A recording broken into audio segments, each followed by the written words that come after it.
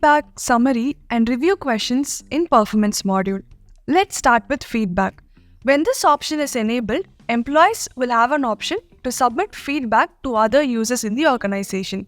Now let's explore various settings and restrictions that are available for the feedback module.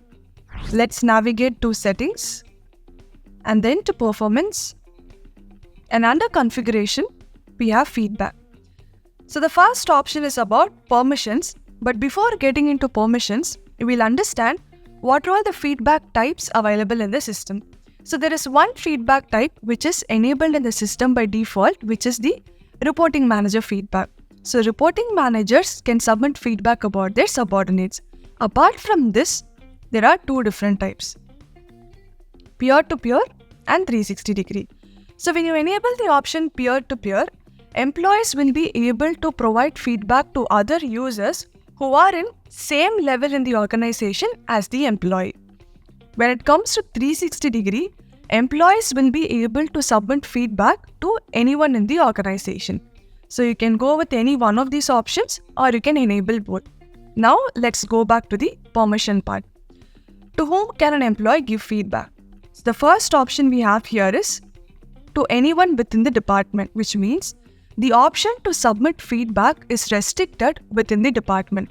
So even if you go with the option 360-degree, employee can give feedback to anyone but only within the department. However, if you go with the option to all in the organization, there is no restriction. An employee can provide feedback to anyone in the organization. And then we have the option anonymous feedback, where the employee can choose to hide their identity. And for an employee to do that, you'll have to enable this option. And finally, we have feedback categories. So before providing feedback, the employee has to select the category, that is, whether their feedback is a positive feedback or a negative feedback, or it is a very simple observation. So these are all the default feedback categories available. You can edit or you can disable an existing category. You can also create a new category. So these are all the restrictions and settings related to feedback. Now let's move to summary.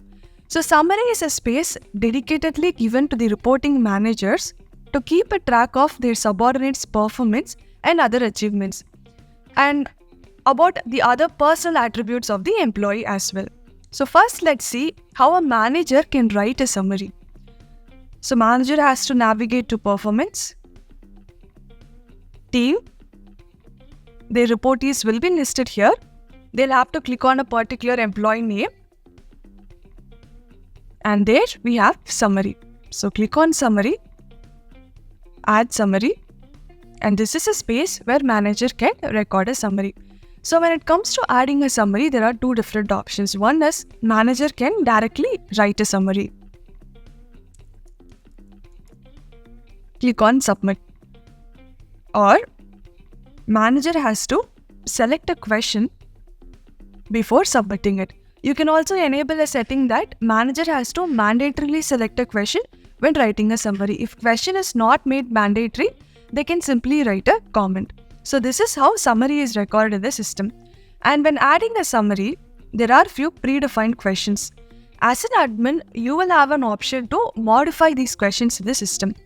In order to do that, we'll go to operations, performance, methods, and there you have summary.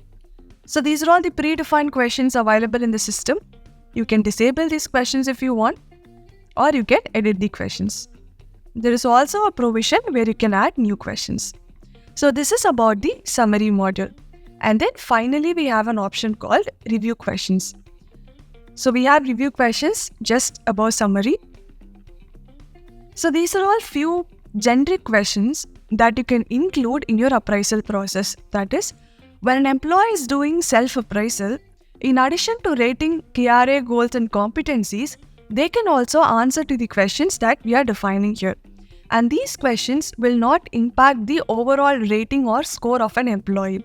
So these are all just quantitative measures. So they will not have any impact in rating part. So you can maintain the questions library. Click on review questions library. Add the questions. So once all the questions are set here, the next step is to tag the review questions, because these questions can be different for self-appraisal, for multi-rater review, and for manager's review. So when you click on tag review questions, you have an option to choose the review type. So you can have different set of questions for different types of review. And these questions can also be specific to a designation or to a department, role, or location. So when these questions are tagged, whenever an employee is doing self-appraisal, multi-rater review, or manager's review, they will also have to answer to these questions. When you're initiating the appraisal process, you will have a provision where you can make this review questions option as mandatory, so that employees don't skip answering to these questions. So this is about feedback, summary, and review questions in performance module.